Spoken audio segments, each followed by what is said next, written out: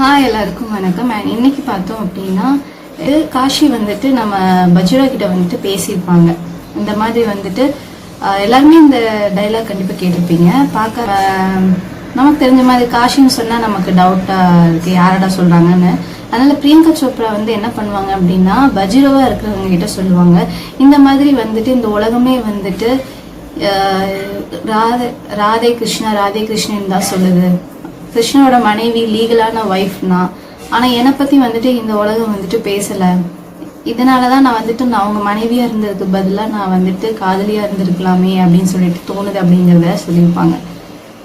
அப்போ வந்துட்டு பார்த்தீங்க அப்படின்னா அதே சுச்சுவேஷன் தான் வந்து காஷிக்கும் பஜிரோ அண்ட் மஸ்தானி இவங்களுடைய ரிலேஷன்ஷிப்பும் இப்படி தான் இருந்திருக்கும். ஸோ இது இவங்க ரிலேஷன்ஷிப்பில் மட்டும்தான் இருந்துச்சு அப்படின்னு கேட்டிங்கன்னா கிடையவே கிடையாது.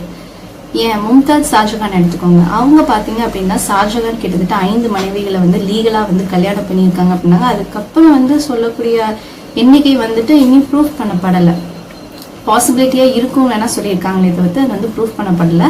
ஸோ அப்படிப்பட்ட அவங்க வந்து பார்த்தீங்க அப்படின்னா அந்த 4 மனைவிகள் மேலேயுமே ஷாஜகான் வந்து அன்பாக தான் இருந்தார்.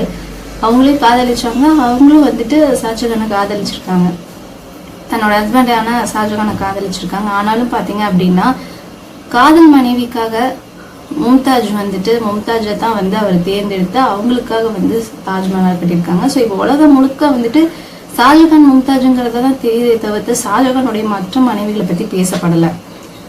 இது மட்டும் தானா? இது வரலாற்றுல மட்டும்தான் இந்த விஷயம் நடந்திருக்கானா? நம்ம லைஃப்ல கூட வந்தாங்க. நம்ம லைஃப்லயும் வந்து பாத்தீங்க அப்படின்னா நம்மளுடைய எக்ஸோ இல்லை நம்மளுடைய பாஸ்ட் பர்சன்ஸை வந்துட்டு ப்ரெசன்ட் பர்சன் கிட்ட வந்துட்டு பேசி அவங்களையே மேன்மைப்படுத்தி ப்ரெசன்ட்ல இருக்கக்கூடிய லைஃப்பையும் ப்ரெசன்ட் பர்சனையும் வந்துட்டு இழந்துட்டு இருக்கீங்க. ஸோ அப்படிலாம் வந்து பண்ணாதீங்க, சரியா?